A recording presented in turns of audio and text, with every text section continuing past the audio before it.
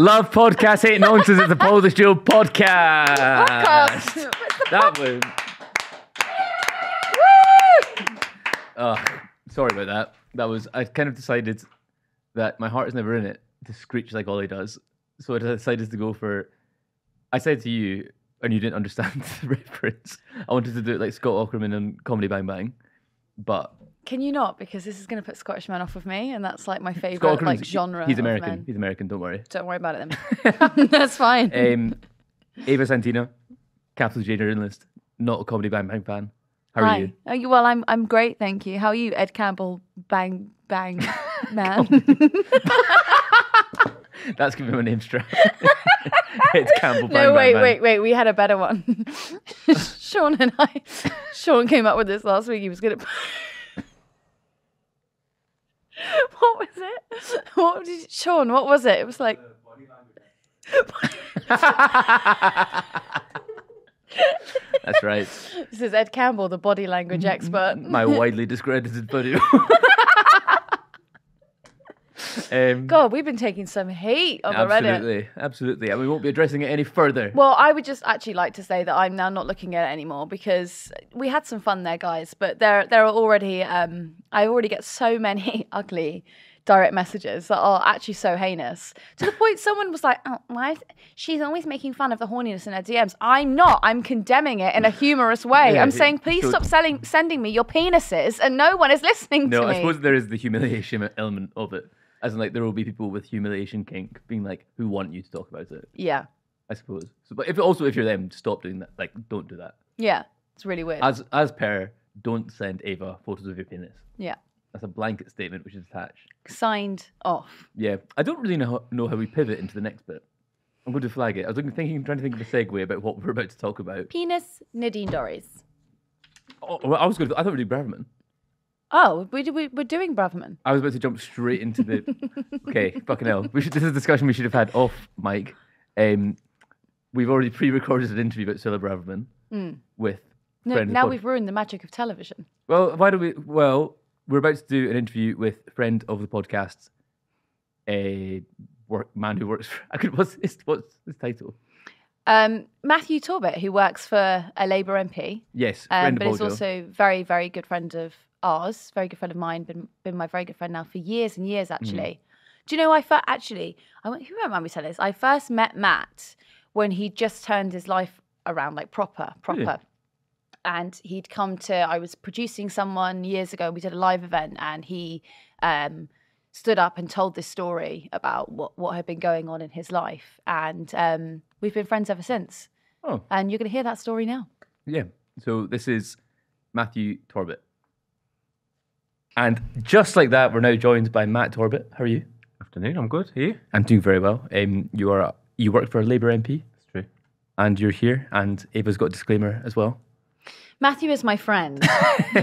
So in the full... That is the big disclaimer. Yeah. Also, Matt's my friend, but you're closer friends. Yeah, well, now that we've settled that out, the proximity that we all have to Matthew Torbitt. You and I friends? Look, that's for the readers or the listeners to decide. The people who print off a transcript and read this. Well, I quite like when people in the comments are like, oh, God, Ava hated what Ed just said. And I'm like, I don't think I did, actually. I think I just... Oh, I wasn't listening. It's my face. That one episode we did where there was a bit of an issue with the editing, and when I was speaking... It was just Ed's face. So I was speaking, and Ed was just like... Anyway, when we edit that, can we just have it focused on Matt? Yeah. Right, let's do that. So we're here to talk to you about the Home Secretary's repulsive comments about homelessness. What initial thoughts from... Should we set it out what it is to start with? Yeah. So if you haven't seen... so it was reported that Suella Braverman is planning to introduce legislation that will ban charities from providing tents to homeless people, as well as introducing new penalties in England and Wales for homeless people who authorities believe have rejected offers of help. So what it is they're trying to rip up the Vagrancy Act, which is an early 19th century act which makes sleeping rough illegal, it is illegal. Mm-hmm.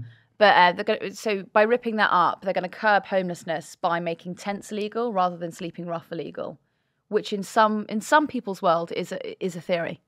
Yeah. What are your thoughts, Matt, so far? It's perfect way to show how to kick somebody when they're down. Yeah. The idea that in freezing cold temperatures that will be coming up this winter, it would be wise to remove the one bit of shelter that somebody may have. The thing I kept coming back to is, what problem is this designed to solve? This doesn't solve homelessness. This doesn't solve the housing crisis. This doesn't solve the crisis in mental health. This doesn't solve any particular crisis other than, maybe the Tory polling crisis. I think most people have seen through it. It's also dehumanising, the idea to talk about foreigners and people that come to this country are making it sort of a lifestyle choice to live in tents. Government's own figures show that British people are the majority of people homeless in this country, unfortunately. Just cruel, beyond cruel. Mm-hmm. And there's a personal element to this for you, isn't there? Yeah, I mean, I was homeless as a teenager. Slept on the streets of Manchester for 12 months. And again, these issues are multifaceted. There's no one way to end up homeless. It's not always people's fault. It's very rarely people's fault. I didn't get on with my parents growing up particularly. I was the eldest of four. I think the eldest always gets it that little bit hardest. The parents are figuring out sort of how to do it. Didn't finish school and was groomed into a gang and narrowly avoided going to prison. I was sentenced to 12 months in prison and suspended. Sentence was suspended for 12 months. The idea of what I and others have seen and experienced, that it would be a lifestyle choice to be urinated on, to be fearful of your life and hear drunken voices get louder, particularly on weekends. The idea that it's a lifestyle choice to be beaten up, to be freezing, to be sat out in the rain and have your tent, your sleeping bag get wet through and, become ill. There's to be socially excluded, to be sat there and have people ignoring you, some out of good conscience because they feel guilty.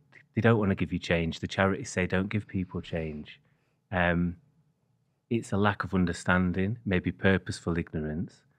And I was almost annoyed that she'd managed to surprise me. This government for me is nothing is out of the realm of possibility for them.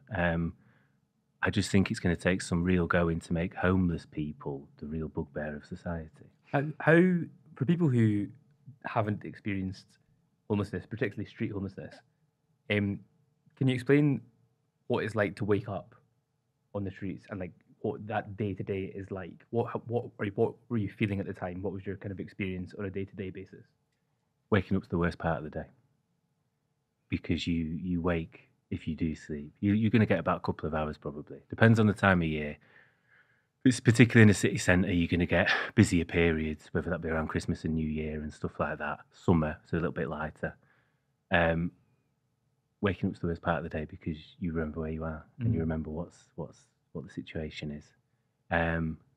You traipse from place to place, in Manchester in particular at the time.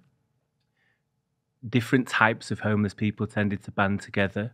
So you'd almost have people over in Chinatown who specifically had mental health issues. They had real issues with mental health.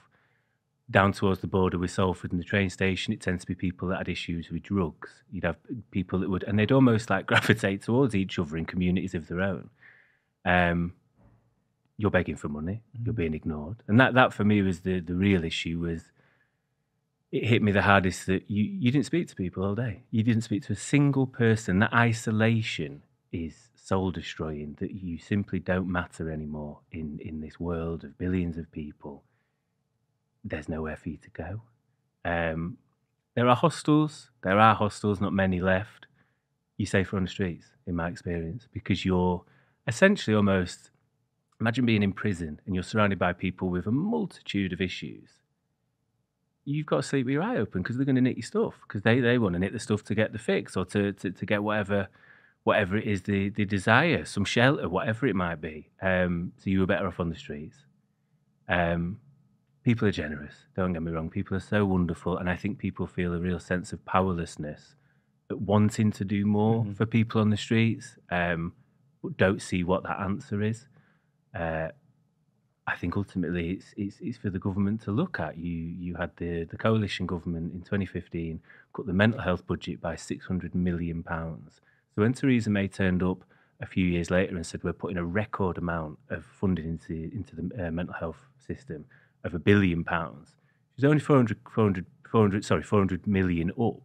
There's you're still behind where you should be. There's so many. We don't build enough housing, social housing. You also get almost a precursor to Suella Braverman, which is personal space protection orders, which essentially is again designed to just move the system onto the next town. So for those that don't know what they are, you apply for them as a council or a group to basically criminalise things that weren't already a criminal act temporarily, and you can have them for up to 3 years. So you had a situation back up north where I'm from where they tried to ensure that people couldn't beg in the town centre, and if they were found to do that, they'd get fined. Well, you're just criminalising homelessness. So these people are never moving on, and when they leave prison, they've got nowhere to live again, and the cycle persists. Reoffending costs the Home Office £20 billion a year. This is all our money, and rather it going towards things that should be good and progressive for society, we're criminalising tents. Yeah. There's nothing proactive in the system. I don't think so. I think because it involves long-term thinking, that might be a problem with our system sometimes. Where the electoral system is designed to think about the next 5 years, or at this point, not even that. I think you need to look at long-term, decades plans where you're looking at an increased element of housing. The amount people are paying on rent is astronomical, particularly in London, but elsewhere it's catching up. Mental health system is absolutely bereft of funding, and those sort of volunteer groups out of charities like Mind and Crisis and others are struggling, particularly post-COVID. It's also keeping up with demand. Suella spoke about Seattle and San Francisco. Any studies done into those sort of places show that they're great economic growth drivers, but the housing isn't there to keep up with them. So how do you create 500,000 jobs in Seattle but only build 120,000 houses? The logic isn't there. That's like Glasgow during the ammunition crisis during the war. So Really? yeah, so they opened up factories to build ammunition. A lot of people moved into Glasgow, and then all of the landlords put rent up threefold. Wow. And they didn't build any housing. Yeah, but so on mental health, how endemic do you think mental health is, or how widespread do you think it is amongst the homeless community? And also, what's it like trying to access those services as someone who is sleeping on the streets? Well, it's not there. It's not there. It's endemic amongst homeless people. The idea that you can live on the street and not have mental health issues is would be a reach. If you're not homeless, you've got a 1 in 4 chance of, or 1 in 4 people currently have one mental health issue minimum. That's only going to be exacerbated by people.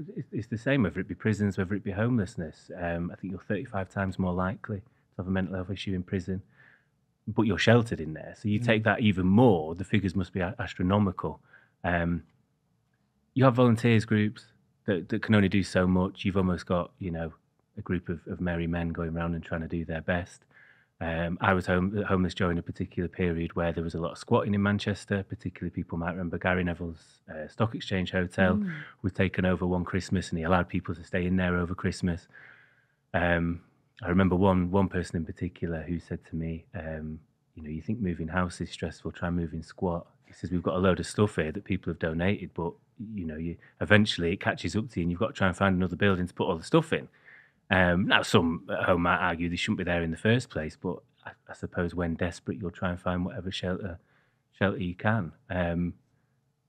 Another thing I wanted to touch on briefly is an instance a friend had that nobody had really spoken about, is how the immigration system can play into this.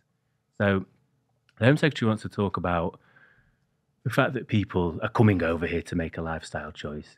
My friend was born in Zimbabwe, moved here very young, privately educated, very well, very, very clever, manager of a store, did all right for himself. His wife left him and, to put it bluntly, took all his money. Mm-hmm. He couldn't then pay the Home Office to do his next few years of being allowed in the country. Therefore, he was living in his house illegally, wasn't allowed to work. He'd paid national insurance and tax all of his living life having lived here. Wouldn't leave the house, couldn't eat, had no money, was living, hand to mouth at best. Didn't want to go outside because he was terrified, in his words, he'd see a van that was waiting for him. He didn't know if he was being tracked. 12 months on, he's managed to get enough money together through friends and other things, and his claim has been processed, only to then lose the house. So he was working at one of the top supermarkets in this country as a manager, not just a shelf stacker, a manager, and was on the streets, ringing me, wondering what he could do, knowing I had experience of maybe surviving that period. He was homeless for the period of about 3 months on the streets while still going into work to manage one of our largest supermarket names in this country. The idea that it's a lifestyle choice is so beyond the realms of reality, it could not be written. What did you think about the language that Suella used about tents, the nuisance tents? I think it's trying to paint a picture in people's heads that would turn people against them. The idea that everybody's sat in a tent waiting to go out and rob somebody, or there's. I think what it also plays to, I think about it more widely, is people don't like seeing that stuff, right? None of us like seeing homelessness. It's not nice. It makes us feel guilty. We end up feeling more granted for what we've got. What she's saying is, yeah, they are a nuisance. They make us feel uncomfortable. We don't like walking past them. So what we'll do is we'll get rid of them. We won't solve the problem, but what we'll do is we'll get rid of the thing that you don't like to see the same way I don't. And if she's only realised it's a problem now, I'd love to know where she's been for the last 13 years, unless it's just reached her constituency.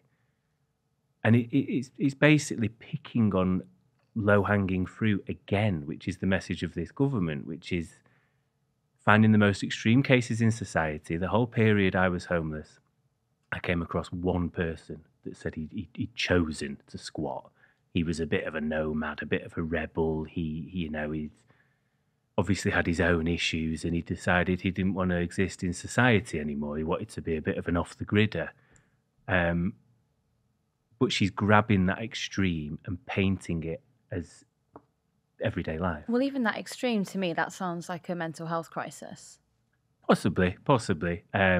That person doesn't seem totally in charge of their faculties. He seemed like someone that would struggle. I think it would be unfair of me to try and diagnose him now. We won't make you then. Yeah. But no, it's not what we would deem as normal, for want of a better word. What I don't understand is who this is supposed to appeal to. Maybe I'm being naive. Maybe I think better of people. But do we think there's a large enough consistency in this country of horrible, evil bastards who think this is a good idea, who have such little empathy for people who sleep on the streets, whose only source of comfort or warmth or anything is a tent that a charity's given them? Is there a big enough political constituency that this appeals to? Well, do you remember when those two kids, they were at Oxbridge and they burned one of them. They were at, they burned that £20 note in front of a homeless person. Note, wasn't it? Was it 50? I think it was more than 20. Polling-wise, if you look at the country's reaction to that, I think you can go off of that with, I think that people in the UK are quite empathetic, and they would not quite like to see, tents being kicked off of the streets. I don't think that that's the natural reaction. But, during COVID, at the beginning of the pandemic, I was working in Leicester Square, and you would not see someone sleeping rough. You just didn't see it. and it was because they were all in hotels or in hostels. And then the government, second wave, decided to kick everyone out. And then going to work, you would see a lot of people sleeping rough on Leicester Square. And you think, it's amazing how the money and the facilities are there when the government wants them to be. And then the moment they decide they don't want to do it anymore, there's no money left in the pot. I was in central London today. We decided to take the Home Secretary at her word and ask people who were experiencing homelessness if this was a lifestyle choice. And the people I spoke to today, the language they were using about their experience, it was hell. One guy hadn't eaten since last week, hadn't slept in 4 days. One guy had been they were talking about the indignity of it, of people staring at you, of people treating you like as you referenced, treating you like absolute dirt. One guy had hernia surgery 2 weeks ago, and he was sitting on cardboard boxes, and he couldn't stand up. He physically, and he had he was like, I've got an open wound essentially, and I don't have somewhere to recuperate from surgery. So what you say about these hostels that you can go to, you wouldn't want to go to them anyway, even if the option was open? No, it's not safe. That was a problem I felt with some of the squats. Is you ended up with sort of a leader or somebody trying to keep things together. You're getting some of the most vulnerable people in this country with such varying depth of issues all in one room and expecting them just to get on. It's not going to happen, unfortunately. I think it's useful in the sense of people have somewhere warm to go in weather that is no doubt pending. But I honestly, as ridiculous as it sounds, felt better not in one of those and on the streets. You know, it's fascinating as well because what Braverman was saying when she was trying to qualify what she'd said about, removing tents, she argued that it was foreign nationals, it was an immigration problem. I found that argument fascinating because every single time we talk about the small boats crisis, there's a quote-unquote crisis, there's an argument that we should be helping our own and we should be helping the homeless people who live on our streets. And it's like, okay, so we've had Small Boats Week, that argument was used then. Now we're talking about the homeless.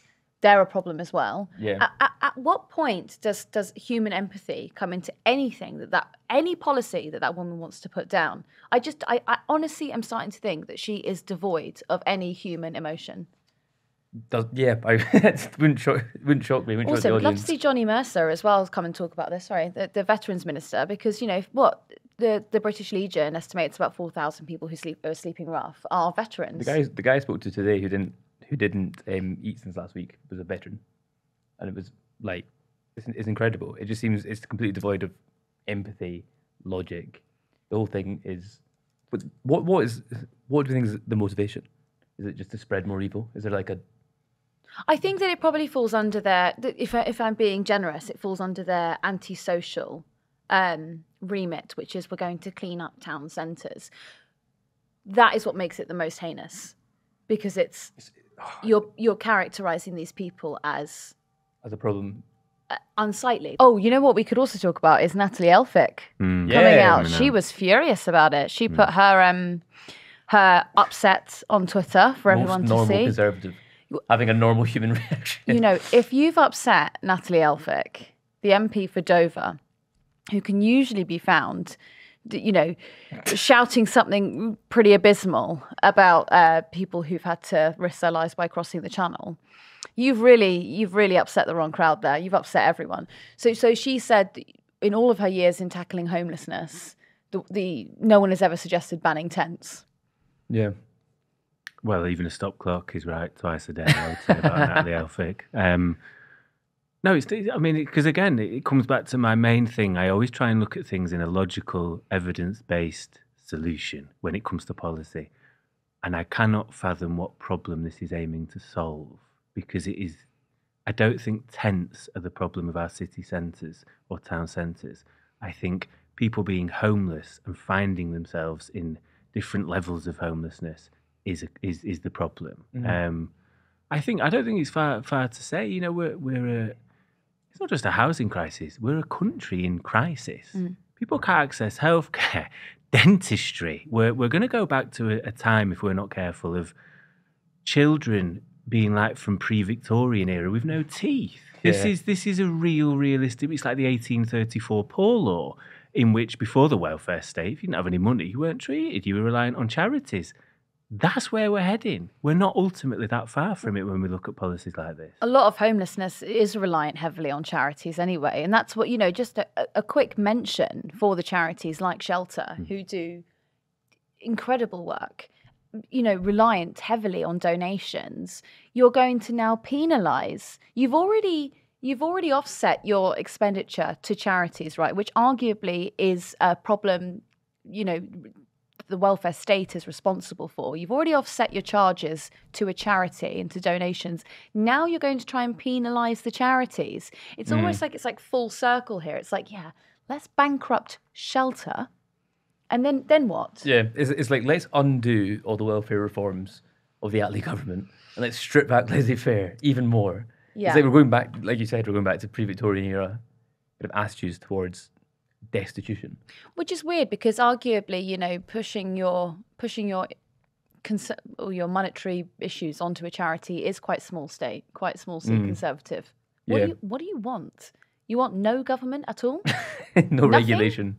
If you went around and you asked people, actually, maybe this would be a good Vox for us. Planning while we have. But I would argue if you went round and you asked people, are you content with a penny of your taxes that you pay every week going towards homelessness, tackling homelessness, you would be hard pressed to find someone who said no. The evil bastard constituents that Suella Braverman is going for. Yeah. That wing, the evil wing of the Conservative Party is going to become really powerful. One next guy election. boldly declares, no, I want all my money on the licence fee and that's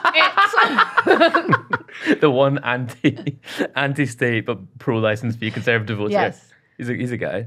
I think it comes back to your question, though, of who's this going to reach and are we really that unempathetic as a country? We saw similar with the small boats situation in the summer when people were going after the lifeboats and sort of saying they shouldn't be going out, they should be leaving them to drown. There's some sort of more extreme realms of political commentary. What you saw is an increase in donations to the RNLI. And what I hope and would urge everybody to do is go and donate to these charities that rely on the money so heavily to ensure that this doesn't actually impact homeless people the way it unfortunately will do if Suella Braverman has her way. Penny for Help for Heroes thoughts, to be honest with you, and those that correctly advocate for those that have sacrificed themselves in many ways for this country, as you've been, the guy in Leicester Square and whatnot, like, I'd love to know what they have to say on this. I can't imagine they're going to be very happy at all. This issue compounded as well by the government closures of many institutions that used to help veterans, right? So, I mean, there was a huge centre in Headley Court, I think I'm right in saying, in Surrey, that used to cater to a lot of, a lot of people who had served in the army, gone. It's issues. It's like, oh, we're closing everything. And there's suddenly more homeless people. How is the mathing, I think you can't let big businesses off the hook either. If you look at the cases that Suella brought forward, the two states, Seattle is home to Microsoft and Amazon, and the growth there is fantastic for people's jobs. The problem is, because of the lack of housing, this is not just, homeless veterans or people with mental health issues. This is ordinary families who seem from the outset 2.4 children to have this really nice middle-class life, who, whether it be no fault evictions in this country or similar, are being priced out. People in Seattle pay 60%, and in San Francisco, 75% of their below average earnings on rent. Now, way back when, in a distant time, you used to have big companies that used to look after their employees, like Joseph Rowntree, who would build houses for their workers because they understood in a capitalist system you will always have more productivity when you have a workplace that's actually motivated to go in, not looking over their shoulder every 2 minutes, waiting for the brown envelope to come through and be told, actually, I'm selling the house now because the Tories have wrecked the economy. So you've got 2 months for you and your kids to go and find a 4-bed house, which In certain London boroughs, social housing, you're waiting 20, 25 years on a waiting list. It's just totally unsustainable, is what I'd say. Yeah, totally less big tech, more Peabody. Matt, more workhouses. Well, That's that's the PoliticsJOE whoa, line. whoa. Absolutely. Whoa. Charles Dickens was wrong. Whoa. What did you think about Yeah, them? God. I've only seen the film. Yeah. That's my only experience of workhouses. So apart from workhouses, Matt, what do you think should happen? I can rephrase that if you don't want to be associated with those comments. Not workhouses. Decent quality housing from bosses that could well afford it, for a start. I think Jeff Bezos could totally build a little village for people in Seattle and elsewhere. Hell. Actually kidding, I'm Bezos house. I'm not living there. Very Black Mirror-esque. You can only pee at midnight. You're being inefficient. But like that Simpsons episode where Sean Connery is the voice of the house, and the house actually turns evil and tries to kill them all. No, I think on a serious note, you need investment, and it's funny you touched, Ava, on the money's there when there is a need for it. We showed during the COVID pandemic that homelessness is a political choice. This isn't a lifestyle choice from homeless people. This is a political choice from an inept government who isn't willing to act. You need investment in mental health services as well as increased training. Those people probably need paying properly so that they're actually willing to go into these sort of sectors. You need a huge house building programme similar to that of the 40s Attlee government. The government doesn't even have a alcohol strategy. The last one was released over a decade ago. So the idea that we're even in any way advocating for services, Suella says, we're investing more money in them. You haven't got a strategy for helping these people. So what are you putting your money into? Apparently not tents, but so therefore there's no drug strategy. There's none of this stuff, and what it needs is joined up thinking. And what I would hope in a real moment of utopia and maybe naivety is this isn't political. This is looking after a country, which everybody can get round the table and agree on. But at the bare minimum, you need to put roofs over people's heads. Now, if it's going to cost you a fortune with hotels in the short term, that's your fault. You've not acted for 13 years. Unfortunately, you're going to have to house these people or you're going to let them die, because what you're essentially mandating for with this policy is a mandate for murder. It's state-sponsored murder. That's as simple as it is. You're allowing these people to die on the streets through your inaction, and any action you are taking is withdrawing some of the only shelter they've got. On that bleak note, thank you very much for coming in, Matt, and giving your really valuable perspective on this issue. Might embarrass you, Matt, but I'm so glad to call you one of my best friends. Thank you very much. Feelings mutual. We can cut that out if you like. No, that was, whoa. That was amazing. Yeah, that was powerful, wasn't it? he is one of the most eloquent people I know. Yeah, thoughtful. Yeah, Sharp suit as well. sharp Felt suit. very underdressed. That's why I keep stressing he works for a Labour MP. Labour. People with nice clothes can work for any party. That's not the rule, I don't think. Why? Who do ugly dressers usually work No, for? I don't know. I think you've got to sort of, what if you work for a Labour MP? You've got to come in wearing some sort of hipster get up, I guess. That's the I feel like boiler something. suit.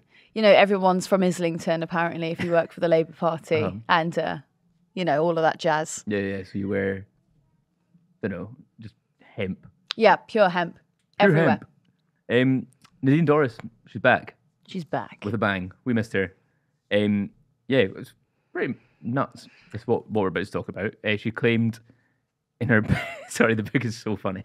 Sorry, I've been laughing at the title of the book. Yeah. She's claimed in her new book, The Political Assassination of Boris Johnson. Just want to be upfront. It's very funny that she's written this book. That is funny. Do you agree?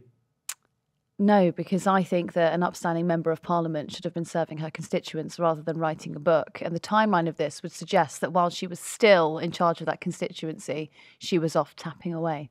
Yeah, we knew that. We're not. But Ed, if you want to have your little joke, Well, I think okay. Sorry, Please sorry don't about the premise of this podcast in which we're just supposed to be funny. no, all of this is a ploy. Please stop saying horrible things about me on the Reddit, please. As everything Ava says today needs to be understood in those terms. Yeah. And me as well, actually. You can go do the beaver memes. Like, no shit, that's Ollie. Do the tuna thing. Yeah. Yeah, get in with fish. Yeah, I'll watch it. Yeah, some pretty astonishing allegations about behaviour of Conservative MPs.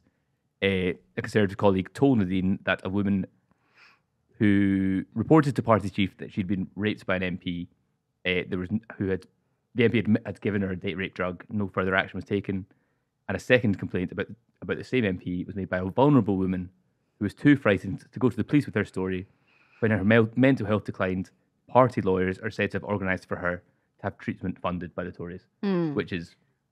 And so the chairman at the time, Jake Berry, reported this to the police. Last December, there was a story about an MP having been reported to the police over potential sexual assault allegations. The question is now, is this the same MP? And if it was the same MP, it means when the Deputy Prime Minister, Oliver Dowden, was on Laura Kuenssberg yesterday and he was saying things like, this is not known to the party and I didn't know about this and we didn't do any cover-up, that would suggest he's not telling the truth, which would be so unlike government ministers. Yeah. Because they are normally very upstanding members of society. Absolutely. Thank you. Put that on the Reddit. Just the most banal points of the sentence. So this is another one of the. Seems like every week there's another horrendous story about sexual assault at Westminster.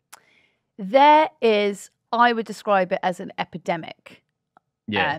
In the Houses of Commons, because it's not necessarily. I think that the stories that make the headlines and have the most shock factor are the members of Parliament who are accused of assault, but there's also a lot of staffers who work for those members of Parliament who are also accused of assault, and there have been various women.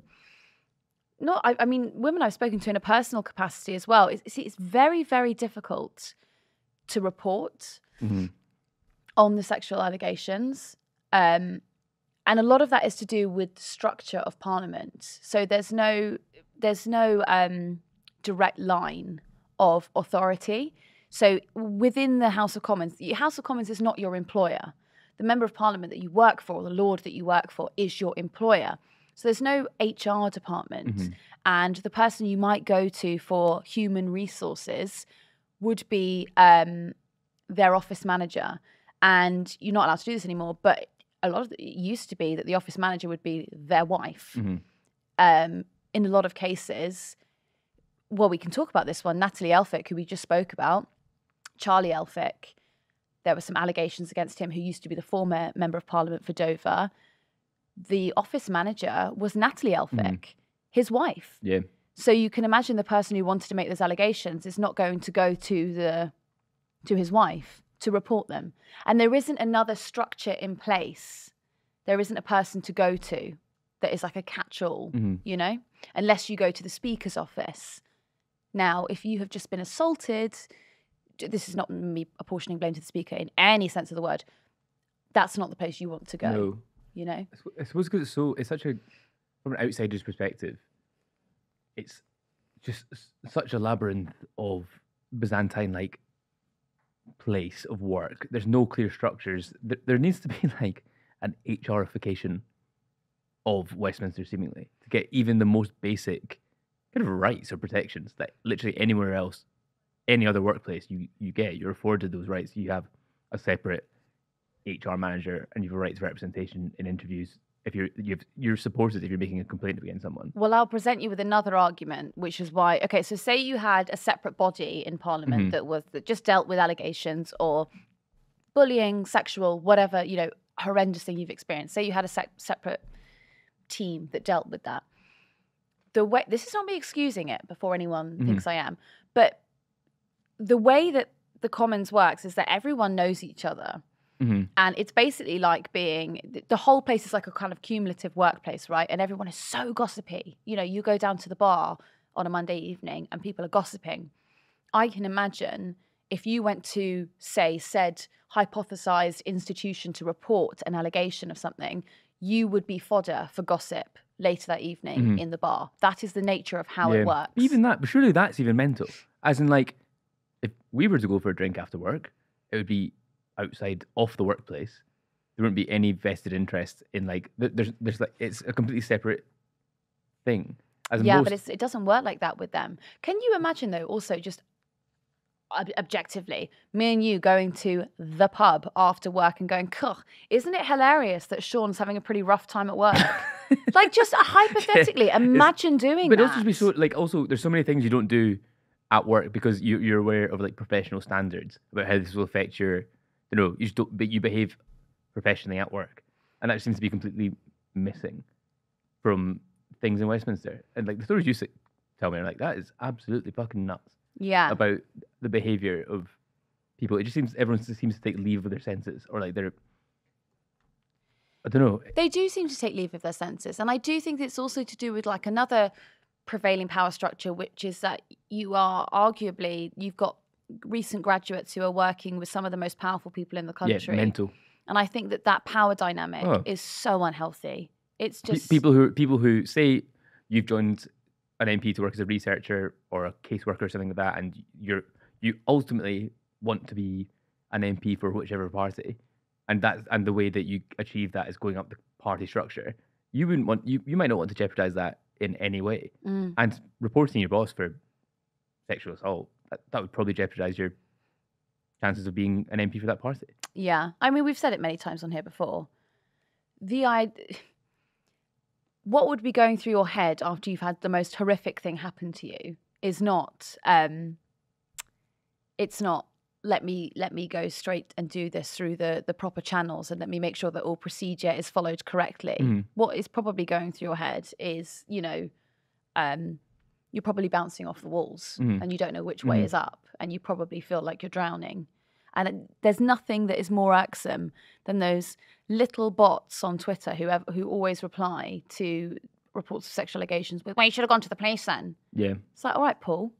Yeah. Sorry that you weren't there to help her or him through this troubling time. Your logic would have been helpful. There's also, I think, because people who work in Parliament are there's obviously so many different jobs in Parliament, but if you put it on like a party basis, there's people who are like ultimately rivals for, like, my job is to get your job. My job is to get your boss sacked, essentially. I want your boss to lose his job at the next election. So it's like an inherently like oppositional thing. So I can't imagine there's much like worker solidarity across people who are working for different parties. So do you think that's an element of like there hasn't been this like movement of like workers' rights? Or is that naive?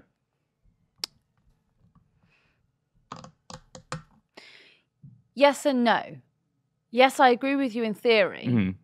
I think actually there's a lot of self-promotion that goes on. So I don't even think it's about, I'm not going to be friends with you because you're from a different party and I'm trying to strategically do X, Y, and Z. I think a lot of it is sometimes, look, this is not all staffers. I know a lot of really excellent staffers. One of them has just appeared on this podcast. And I know loads of them who I really, really like. However, politics does attract a certain kind of person that is so self-obsessed, so self-orientated. Think Matt Hancock and what's coming out during the COVID inquiry. Like how what's coming out during the inquiry is basically like, this man didn't care that thousands of people were dying. He used that cricket metaphor, like, they knock it to me and I knock it right back. I knock it for 6. That kind of self-promotion and self-obsession is rife in that building. And he was George Osborne's staffer, wasn't he? And then, what did he become? Exactly. Yeah. Fewer promotions from within Parliament is the answer. Maybe. Do you think that if COVID hadn't happened, Matt Hancock would have made it higher up the cabinet to chain? If COVID didn't happen, I'm trying to work out what else happens in this alternative history. So say there hadn't been a pandemic. Presumably Boris Johnson has quite a strong legislative agenda. Yeah, so say Boris Johnson is with a still massive Prime majority. Minister. We're winning the war on something. We're at war with Italy, and we're winning. Well, as we should. We're at war with Spain over work from home legislation. And Matt Hancock is the first admiral. Siestas. I was going to go. This is are you a Gilbert and Sullivan fan? I don't know where you're going to go with this. Do you know HMS Pinafore? No. Okay, well, there's a joke in HMS Pinafore that like I think Wait, Sean, do you know what HMS Pinafore is? it's a. I was going to make him sit here just for that joke. For those who aren't blessed to know the Gilbert and Sullivan comic operas, there's a joke in HMS Pinafore that like the Lord First Admiral of the entire British Navy hates being at sea, and that's basically who Matt Hancock is if he was the First Admiral. That's one for the real heads. Yeah. I really like. How much of our audience do you think would like that joke? Well, I think we'll find out, won't we? Yeah. If you're a GNS fan, then drop a comment. Yeah. What do you make? You made quite a good point on Twitter. Why is this coming out in a serialized newspaper thing rather than like it was a year after the fact this has come out? Yeah. So what I don't understand is I can't wrap my head around if you are privy to that knowledge, why on earth you weren't shouting it from the rooftops? You know, there's been an accusation of rape, and I'm so confident in it that I'm going to run it in the Daily Mail, and I'm going to write it in my book. Yeah. But I wasn't confident enough at the time to shout about it. Mm. I mean, it's pure politicking, right? Because I guess money was up for Nadine at the time. You know, she was still a Secretary of State, and so she didn't want to ruffle any feathers. But on a human level, come on. Yeah. Why have you reserved that for your book? It's grim. Mm. Do you think there should be fewer bars in Parliament? Do you know, I hate that question. Really? Because I don't, like, I have to give an answer that is so distasteful to most people who listen to it. Because when I say it, I hear the words coming out of my mouth and I hate them. Which is, I'm like, well, this is what Parliament is, you know? This is what the lobby is the lobby is, if the lobby was, you know, functioning correctly, you go and meet with members of Parliament in the bar where you know they'll be, and in a more relaxed setting, you start to understand policy a bit more, and you pick up tidbits and you gossip and that kind of thing. See, I'm saying it, and I hate what I'm saying. Mm. But I suppose actually I don't even really mean from a journalism perspective. I mean from like because I think journalists in Westminster is kind of like it's like a separate entity from people who like work for MPs, work in the more like actually like politician-y. Well, the other side of the argument would be, does excessive alcohol drinking excuse someone from sexual assaulting? And the answer to that would be no, it should not. No. So, but I wonder if it blurs the lines between like professional, like what's acceptable and what's not acceptable, as in like on the part of the perpetrator. So when I drink, I don't sexually assault. That is just like one thing I'm categorically sure of. And I don't cross the line with it. No. And I'm not saying that that's what you were alluding to. Sometimes when I drink, I say things that probably I wouldn't say. You know, I might be like, you know, oh, mate, that's a shit policy. You're texting government minister, but like. But I wouldn't ever do anything that was beyond the pale. No. And I know that. And so But you're a good person. And we found that there's lots of... Ed. That was really nice of you. Oh, look at you. Whoa, I didn't mean all of that. But like, as in, there's clearly a proliferation of horrible bastards within Parliament. But does that mean that... I mean, horrible bastards will be horrible bastards no matter if they're drinking in a parliamentary bar or in the Red Lion round the corner, right? But then if there wasn't... Would you drink in Westminster if there wasn't somewhere to get pissed at in Parliament? Yeah, you would, yeah. You'd because but on a social level is what I mean. As in, like, say you're a young staffer, would you? They would, because they don't, because the staffers who don't work there but might work in the Treasury or whatever, they just drink around Victoria, or they drink in the Red Lion, or they drink at the Unheard Bar, or, you know, there's plenty of places where they go that don't just go to the, because also staffers can't go into the parliamentary bars unless they're one of them, strangers, which is where everyone wants to go because the MPs are there. They can't go in unless their MP takes them. Such a mental structure. Even that's nuts. Like, of course, that's nuts. Like, I think I think fucking raise it. Do you know one thing I would say? Office, no bars. One thing I would genuinely advocate for is the subsidies. I think that is outrageous. The subsidies argument is mental. Yeah. Like people are like, well, people aren't paid very well, and they have to like sign in and out of the office. and go and get lunch. Yeah. Like and then those everyone people else. making those arguments will be outside of it going like, oh, well, you know, these people who are on welfare, they want to drink and eat food and that's outrageous, you know? No, it's mental. It's absolutely insane. Yeah. Some mental bit from Nadine's column. The Tory Whip's office has a video of a minister engaged in an adulterous sexual act, seemingly, allegedly. That is nuts. That's a mental thing to have. Other MPs were watching on. It might not be that situation. No, I actually. think they were actually watching someone have sex on a billiards table. The whole thing's fucking mental. I mean that. Like, what is that? Like, if you are listening, horrible pigs, you're horrible fucking weird cunts. You're an absolute wrong'un. Like, You know what it's reminded me of? Is What? that picture? I don't know. What The picture of Sean playing pool. So Sean was being railed on a pool table, and we were there. For context, there's a really funny photo of we were playing pool, and we're all quite drunk, and I was eating pizza, and I was sitting down. Sean's arse is just in my face. That sounds so bad. Yeah. Sean didn't know Ed was there. He did. He absolutely knew. Did he? No, I don't know. And Ed was eating. Eating like the pizza. No, you were eating a calzone. Oh yeah, like an absolute. We'd maniac. gone out for like pizza and drinks, and we'd like drank way too much and not eaten all day. Mm-hmm. Pizza came way too late to like salvage But anyone. eating a whole calzone, it was like Yeah, barely eating. it's so funny that It's picture. a very funny photo. Is that all for Nadine? Is there anything else you'd like to say? No, that's good for me. Should we go into the Armistice Day Yeah. theory? People are concerned that a planned Palestine Solidarity March on Saturday, which is Armistice Day, is going to... people are very worried about it. And Rishi Sunak wrote to Met Commissioner Sir Mark Rowley saying there is a clear and present risk that war memorials such as the Cenotaph could be desecrated. Suella Braverman said it was entirely unacceptable to desecrate Armistice Day with a hate march through London. What are your thoughts? So armistice, which is obviously synonymous with ceasefire. Sorry, God, I shouldn't say that. It's a dreadful thing to say. I hate when I point out things that are true. That was the most smug thing you've ever said. Yeah, thank you. That's your Twitter bio. It's definitely not the most smug thing I've ever said. Well, in my company, I've maybe. said way worse stuff than that. Maybe.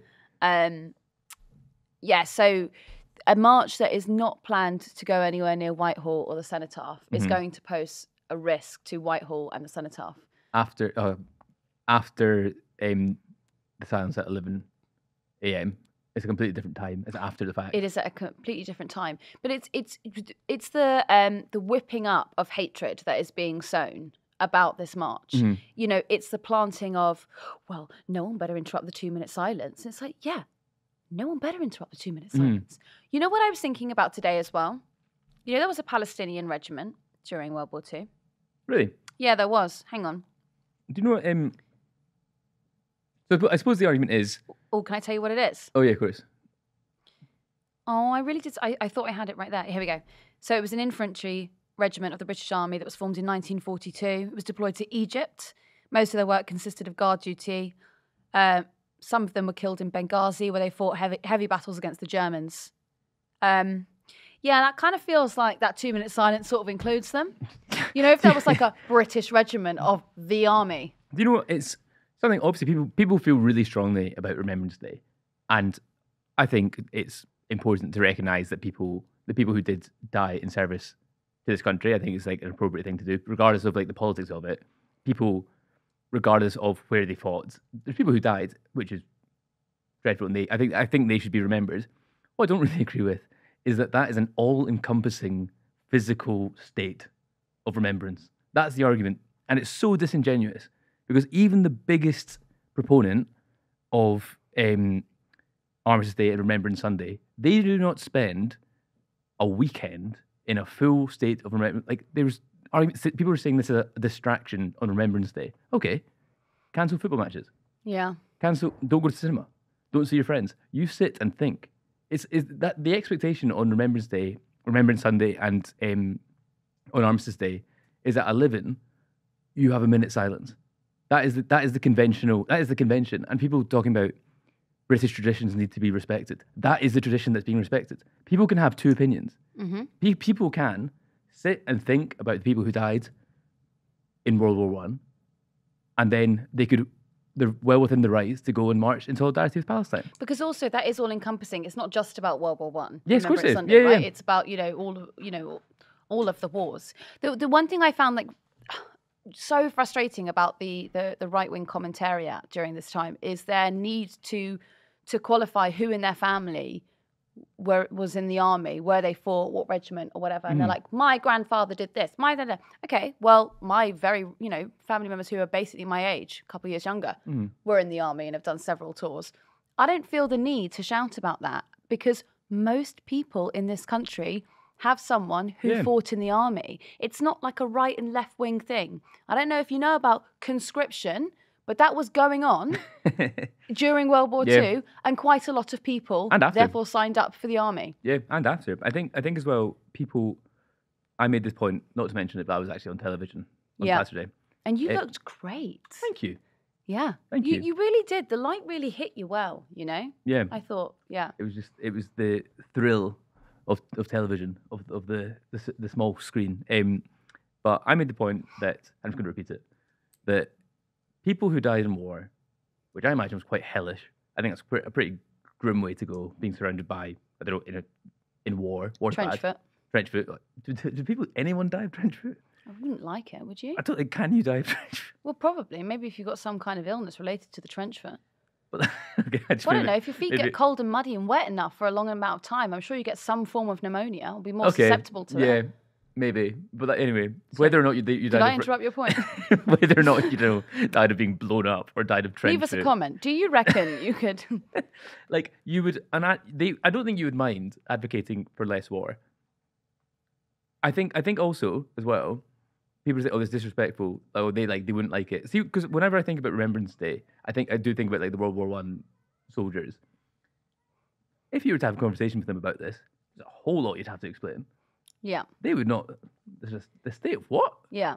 Is doing what? Yeah. I think they wouldn't. They'd be like, "Oh yeah, no, I didn't really like war. Oh shit, it's going to be." Yeah, a lot of them came back with some pretty bad PTSD actually. Yeah. Or all the white feather lot, they were in a lot of trouble as well. Yeah, it's dreadful. I can't imagine a lot of people who really did actually go and fight the young boys. It's particularly, I mean, I've been to the Somme. You've been to the Somme? Actually, not been to the Somme. Okay, well, says a lot about him, doesn't it? Hey. Anyway, back to where I was as an upstanding member of society. You go to the poppy fields and you look at where the young boys were forced to jump over the trenches and to walk out basically into their death. You can appreciate that and also appreciate that people dying in modern warfare is bad. Yeah. Those two things, those two thoughts should be linked in your brain, right? Yeah. You shouldn't go, we're just preserving the sanctity of that terror. That terror, you should be able to elongate your empathy over the last century, you know? Yeah. It's like, that 100 years ago, very bad. This, very, very good. Yeah. That's the... what do you think of the... Oh, this is mental. Actually, I just remembered this. Someone texted in to... So I was on Talk TV and they texted into Talk Radio, I guess. Or the bus. It's the same thing, isn't it? Whatever. Someone texted in to say that as a result of the kind of the discussion around the hate march that's going to desecrate the cenotaph, don't worry, football fans will be there defending the cenotaph. Specifically, this guy wrote in to say fans of Millwall, West Ham and Palace will be there congregating, defending the memorial, which I think is very conducive to public order. I think that's a very sensible thing to happen, and I think that should be encouraged. And why can you not just go and show your respect? Because it needs to be guarded, because it's about to be desecrated. They need to guard it. By who? Do you know what, though? I really hope that some idiot doesn't go and disturb after all of this discussion, I really hope some idiot doesn't go and disturb the 2-minute silence. Yeah, I also hope that. But I maintain that. Okay, so that was something I said this morning as well. Sorry, since we're talking about being on television. Being on television. George Bernard Shaw, huge playwright, brilliant playwright, one of Britain's most beloved. We all love Pygmalion or My Fair Lady, right? When Save the Children was being set up, he was asked, why do you support Save the Children? He was like, well, funnily enough, I don't have any enemies who are under the age of 7. And I think that is a genuine sentiment that most people who go on those marches are marching for, right? You're looking at images of, well, the last time I checked, it was 3,600. It's got to be more than that now. Children who have been killed on the Gaza Strip. And, you're looking at images of little babies who are covered in soot and cut, horrendous images that other humans shouldn't even see, let alone other humans should be experiencing. That's what they're marching against, right? And then, look, no one's denying the complexity of fighting Hamas, right? No one is arguing or justifying that the October 7th attacks, justifying them in any sense of the word. The argument, the cohesive argument on this march is this is appalling and people are dying and the scale of the Israeli defense is not justifiable. That's what they're arguing. Yeah. It's... And again, it goes back to you having two thoughts at the same time.